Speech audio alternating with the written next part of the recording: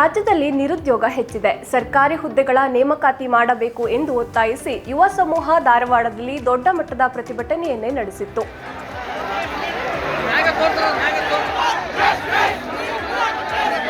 ವಿಪಕ್ಷಗಳ ವಿರುದ್ಧವೂ ಆಕ್ರೋಶ ವ್ಯಕ್ತಪಡಿಸಿತ್ತು. ಹೀಗಾಗಿ ಈ ಬಜೆಟ್ನಲ್ಲಿ ಉದ್ಯೋಗ ನೇಮಕಾತಿ ಬಗೆಗಿನ ಘೋಷಣೆಗಳ ನಿರೀಕ್ಷೆ ಹೆಚ್ಚಾಗಿತ್ತು.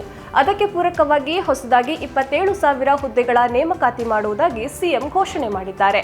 ಮುಖ್ಯವಾದ ಘೋಷಣೆಗಳನ್ನು ನೋಡುವುದಾದರೆ 15,000 ಬೋಧಕ ಹುದ್ದೆಗಳ ನೇಮಕಾತಿ, ಮಕ್ಕಳ ವಿದ್ಯಾಭ್ಯಾಸಕ್ಕೆ ಒತ್ತು ನೀಡುವ ಸಲುವಾಗಿ ಶಾಲಾ ಕಾಲೇಜುಗಳಲ್ಲಿ ಖಾಲಿ ಇರುವ 15,000 ಬೋಧಕ ಹುದ್ದೆಗಳ ನೇಮಕಾತಿಗೆ ಕ್ರಮ ಕೈಗೊಳ್ಳುವುದಾಗಿ ಸಿಎಂ ಘೋಷಿಸಿದ್ದಾರೆ.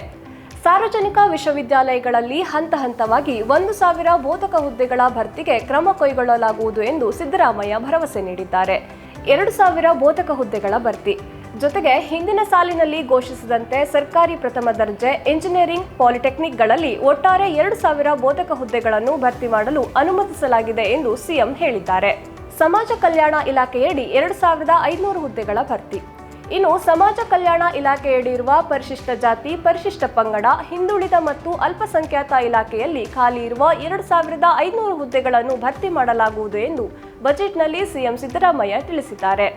ಗೃಹ ಇಲಾಖೆಯಲ್ಲಿ ಖಾಲಿ ಇರುವ 8,000 ಹುದ್ದೆಗಳ ಭರ್ತಿ ಹಾಗೂ ಅರಣ್ಯ ಇಲಾಖೆಯಲ್ಲಿ ಖಾಲಿ ಇರುವ 2,000 ಹುದ್ದೆಗಳ ಭರ್ತಿಗೂ ಕ್ರಮ ಕೈಗೊಳ್ಳುವುದಾಗಿ ತಿಳಿಸಿದ್ದಾರೆ. ಆರೋಗ್ಯ ಮತ್ತು ಕುಟುಂಬ ಕಲ್ಯಾಣ ಇಲಾಖೆಯಡಿ ಖಾಲಿ ಇರುವ 2,500 ಹುದ್ದೆಗಳನ್ನು ಭರ್ತಿ ಮಾಡುವುದಾಗಿ ಸಿಎಂ ಭರವಸೆ ನೀಡಿದ್ದಾರೆ.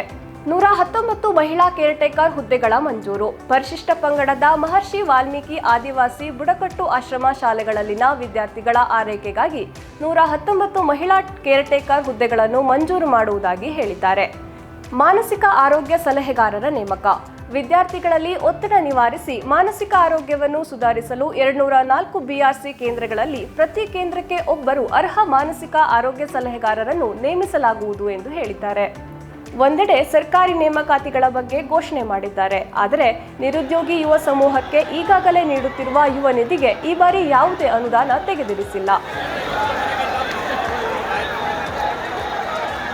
ಉದ್ಯೋಗಕ್ಕಾಗಿ ಯುವ ಜನತೆ ಬೀದಿಗಿಳಿದು ಪ್ರತಿಭಟಿಸುವ ಸ್ಥಿತಿ ನಿರ್ಮಾಣವಾಗಿರುವ ನಡುವೆ ಈಗ ನೇಮಕಾತಿ ಮಾಡುತ್ತೇವೆ ಎಂದು ಸಿದ್ದರಾಮಯ್ಯ ಹೇಳಿದ್ದಾರೆ. ಈ ಭರವಸೆ ಎಷ್ಟರ ಮಟ್ಟಿಗೆ ಜಾರಿಗೊಳ್ಳಲಿದೆ ಎಂದು ಕಾದು ನೋಡಬೇಕಿದೆ.